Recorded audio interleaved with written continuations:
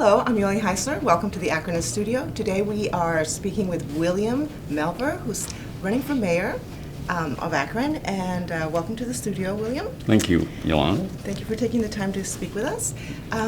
You've agreed to answer a few questions for us, so Yes. let's get right to it. Okay. A lot of people think they could do the job of mayor, but not everybody's qualified. What makes you uniquely qualified to be mayor of Akron? Well, let's just first point out some of my unique backgrounds. I'm not a politician. I hail from a business background, GE, probably the best run company in the world, and got my management training during the famous Jack Welch era. So I look at problems as they are and not as you would like it to be. I'm an engineer by education, as you know, and engineers are educated and trained to solve problems. So they look at problems differently. They look at fundamentals that are driving the issue. So that is a unique skill that I bring. My engineering background has prepared me to tackle the tough problems facing Akron today. I'm the only mayoral candidate with this skill set. And I've achieved many philanthropic goals as a volunteer. So these are things that I see that the community could be improved by, and I jump in as a volunteer, and I've solved many of these kinds of problems. For example, the Akron Symphony. I served as a co-moderator of a strategic plan about 10 years ago, and look at where it is now. We're blessed to have the kind of symphonic opportunities right here in Akron. You look at other cities of this Akron size, those venues have closed their doors and went out of business. Here we are. We can enjoy Akron Symphony. I participated in a tri-ministry in a program called Not Wasted, and I got them $4,800 to get that project kick-started. Most recently, they got a $50,000 grant from the GAR Foundation. So these are kind of things that I've achieved as a volunteer. Now, other candidates will Think about Akron. We have the mayor's office. Yes. And we have the city council. Yes. And oftentimes the two don't get along. Yes. In order to make things work, there has to be some kind of cooperation. What is the mayor's role in regards to policy, the public, and city council? Well, the mayor has to lead. He's the leader. Okay, he is the CEO that runs an entity, and if from a business, if I look at a business, the CEO has to lead by examples, and he has to clearly set that tone of leadership, so that everybody let's face it, city council, the members of the cabinet, they all want to achieve the same thing. But they get caught up in the minutia of details and personal agendas. We need to put all that aside. My motto is, let's do the right thing for the right reason. And if everybody signs up to that, it's a pretty simple solution. You can't fight against that argument that you want to do the right thing. So, that's the role of the mayor, is to provide that leadership, provide that glue, provide the sensible way to look at things based on fundamentals, and to try and achieve collaboration, achieve a sense of teamwork, and move forward. A lot of people consider Akron a very affordable city to live in, but our demographic is getting older. What will you do as mayor to draw in a younger citizenry who will stay here rooted, not just while they're in school, and not while they're young, but while they're having their children, watching them grow up, sending them to school, up into retirement? Well, part of it is the brain drain that we've been experiencing. We have a couple of very fine universities, plus many smaller colleges in the area, and these kids get their degrees and they move on.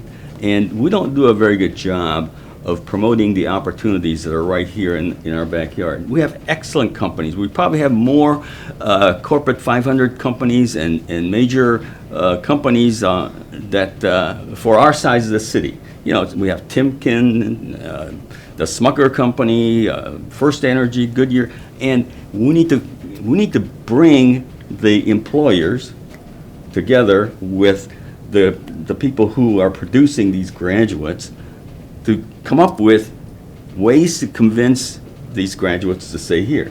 Now, you know, I'm a prime example. I got 2 kids. They're both professionals. They chose to stay right here.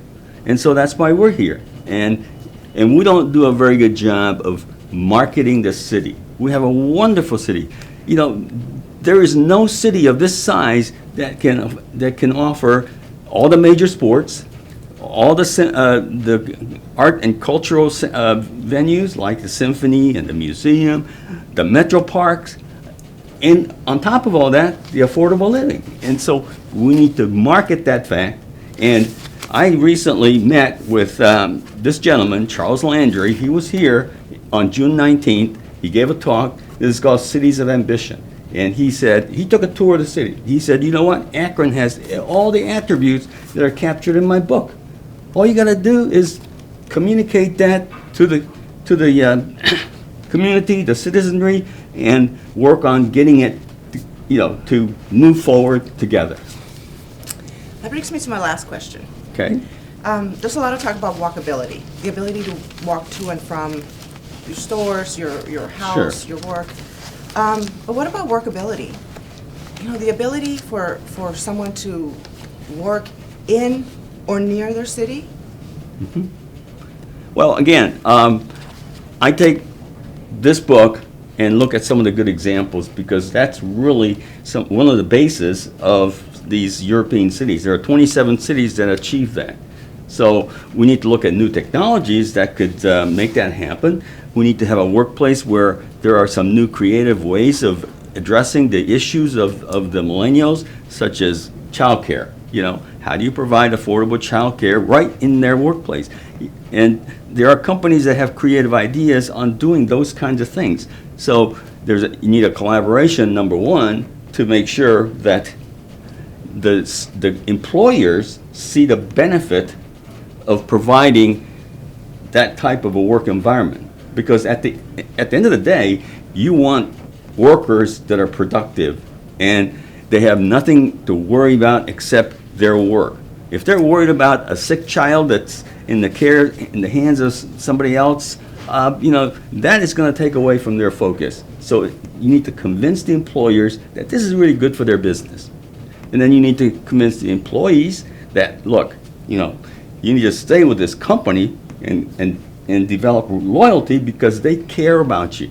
So it's, you know, it's a win-win situation, and you know, these are the kind of things that great companies like GE, like Smuckers, they're already doing some of these creative ways to keep employees happy and make the workplace much more enjoyable. You know, going to work should not be a laborious thing. You should look forward to going to work.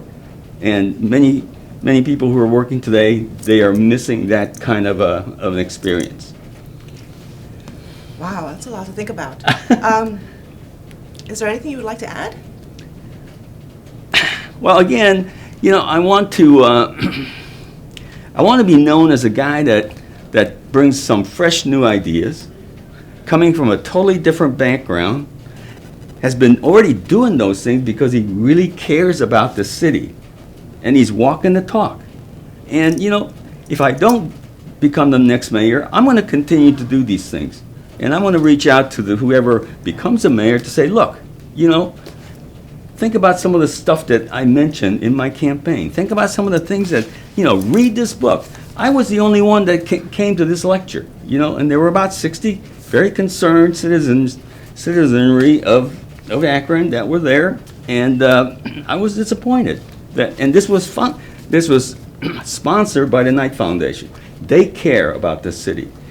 Our city leaders need to take a chapter out of the kind of things that they're doing. Thank you you very much. A lot to think about, so appreciate you coming. Well, thank you. And, Thank you we'll for be the seeing you soon. opportunity. This is Yoly Heisler, and thank you for joining us at the Akronist studio.